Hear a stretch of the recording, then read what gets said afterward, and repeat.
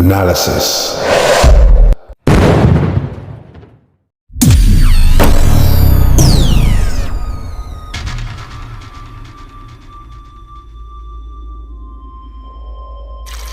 I've been telling each and every one of y'all for years. A lot of y'all over here looking sad. Ellie, you looking like a retarded ass dude over there because you was going against me. You know what I mean? But all in all, you know, I get to say I told y'all. Because I've been asking for these fights for years. And y'all been saying, oh, he's too small. He's going to get this. He's going to get broken. And each and every time that I step up, I prove y'all wrong. Each time. So, you know what I mean? Write some great stories about Terence Crawford. Don't hate on him. Don't say nothing negative. Just give me my props.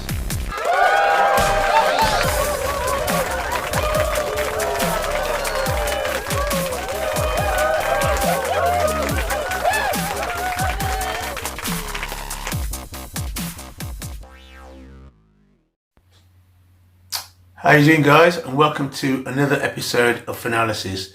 Now, before I get into talking about the fight, let's just give Terence Crawford his flowers, and also let's give Errol Spence credit for taking the fight, going against the wishes of his management, advisors, and wanting to put on an undisputed fight and give himself a challenge.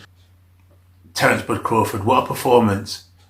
What Terence showed us is that in this game there's levels, and unfortunately he was just levels above Spence.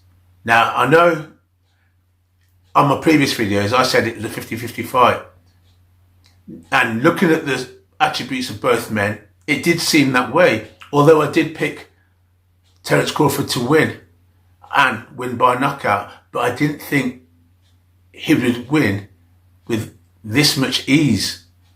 I thought it would be a bit more of a difficult fight. What Terence was able to do, he started off his normal self, just feeling out the first couple of rounds and seeing what Errol Spence had to offer. Errol's mistake was he started off the fight the same way, cagey, and that wasn't how he was going to beat Terence Crawford, unfortunately. He needed to start off fast and put the pressure on from the word go and not give Terence Crawford time to figure him out. Now, the attributes that we thought that would work for Errol Spence didn't actually work for him. Now, I noticed in the first 2 rounds, yes, he was coming forward and he was doing his normal self, trying to put the pressure on. But Terence Crawford was just feeling him out. And when Errol Spence tried to use his weight, and I noticed it when they were up against the ropes, Terence Crawford just pushed him off.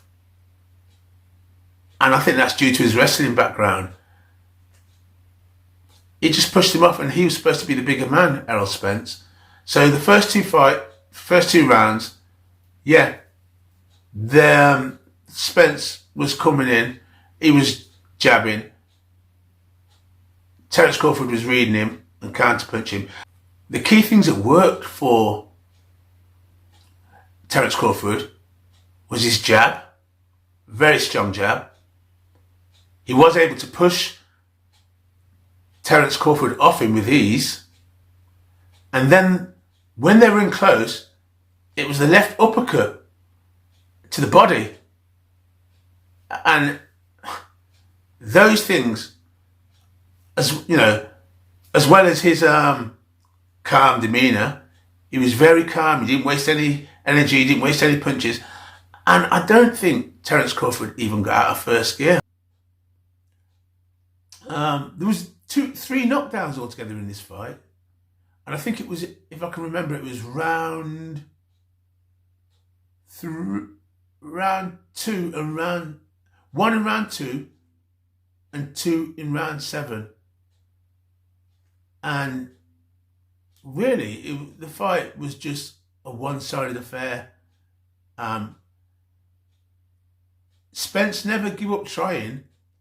He wanted to be in this fight, and he wanted to, make the fight competitive. But to be honest with you, Terence Crawford was just too much for him, too skillful, and had too much experience as well, and too much power. I think from about the 3rd round, you knew how the fight was going to go, and nothing changed. But for me, Terence Crawford just made it look easy. So come on, big up to Terence Crawford. He's now a 3-divisional weight champion, 2 times undisputed champion in different divisions, different weight classes, and he's the first male to ever do that. I think we now got to put Crawford as, a pound for pound best fighter. That performance was just masterful. He's got that ability now. I don't see many fighters with that ability. He goes in there with a plan, but he can just switch that plan up whenever he feels like it and just adjust to the fight. And that was the mistake by Errol Spence. He wasn't able to do that. He kept coming forward with the same thing, kept marching forward, trying to use his body. Terence Crawford was meeting him with that jab, that stiff jab that was knocking his head back. And then when he got in close, Terence Crawford gave the uppercut, the left uppercut, and a combination of punches, but he also had a tight guard, and Spence couldn't get to his body. I know Derek James took a lot of sticks. People were saying that he should have pulled him out earlier. I believe that Spence didn't want to be pulled out, but I did hear Derek James giving him advice and telling him he's got to move around, step to the side, and to think of defense. He was giving him instructions, but he wasn't able to execute them because Terence Crawford was just on another level, and apparently that showed tonight. And well done, Terence Crawford. And for those, like I said before, that are fans of boxing, let's try and promote boxing and not trash every fighter. And just because a fighter loses, it doesn't mean it's the end for them. But I know that Errol Spence has said that he wants this rematch and he wants it in December, and he'd like it at 54. If I was Errol Spence, I wouldn't go straight into that rematch. And I know, every fighter's got the choice to do what they want to do, but I wouldn't do it. For his career, I wouldn't do it.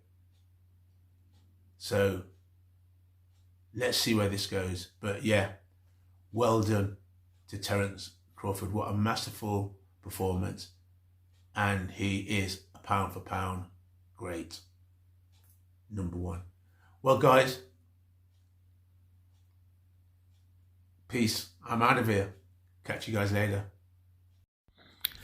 Hey guys, thanks for watching. If you like this video, don't forget to like, share and subscribe.